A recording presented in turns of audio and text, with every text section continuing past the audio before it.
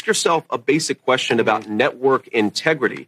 You guys talked about the Russia hoax nonstop. The FBI was investigating it. The FBI was investigating it, and so we recovered them. And so you took the words of unnamed FBI agents and put them on your network as if they were the gospel truth. You did it again and again. A viewer of your network would have believed that Donald Trump and Vladimir Putin conspired in 2016. No. That was totally and preposterously false. No. Well, that's what you just said is false. We covered an FBI investigation. I don't know why you want to talk about the FBI investigation. You covered it in a way that gave credence to anonymous sources' accusations. You did it yourself. Your network did it, Jake.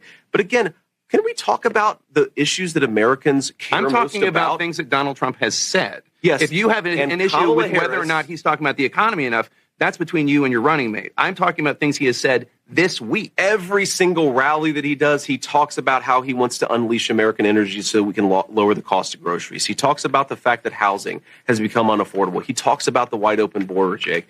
Kamala Harris and her allies, you know, it's interesting.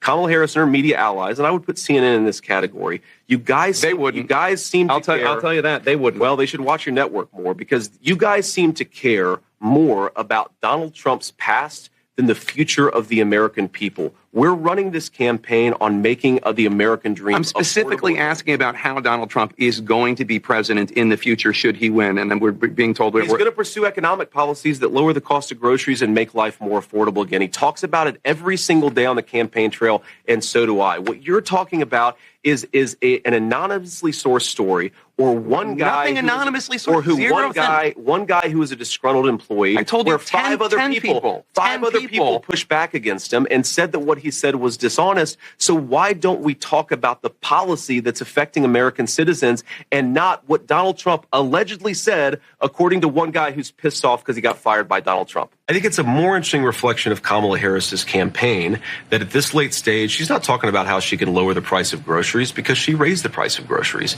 She's not talking about how she can lower the price of housing because her policy saw a 40% increase in the cost of housing. She's going to Michigan with Liz Cheney, the person whose father is responsible for the deaths of millions of innocent Arabs and tens of thousands of innocent American troops, and saying effectively that if you elect me, I'm going to have the foreign policy of Dick and Liz Cheney. I don't think that message is going to fly in Michigan. I don't think it flies in Pennsylvania either.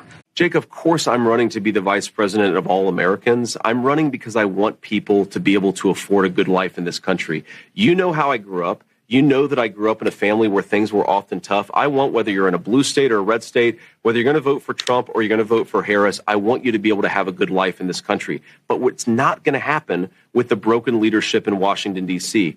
Let me give you a statistic, Jake, because here is what the leadership of people like Kamala Harris and Nancy Pelosi and, yes, Mike Pence over 30 years in this country has led to. A person with a bachelor's degree lives 7 years longer than a person without a bachelor's degree. There are a lot of people who have gotten rich and powerful off of American decline. Some of them have had R's next to their name. Some of them have had D's next to their name. And the first person who I believe is really putting the interests of the American people first is Donald J. Trump. So, yes, we're going to be the president and the vice president for all people. The only way to do that is to reject the failed consensus.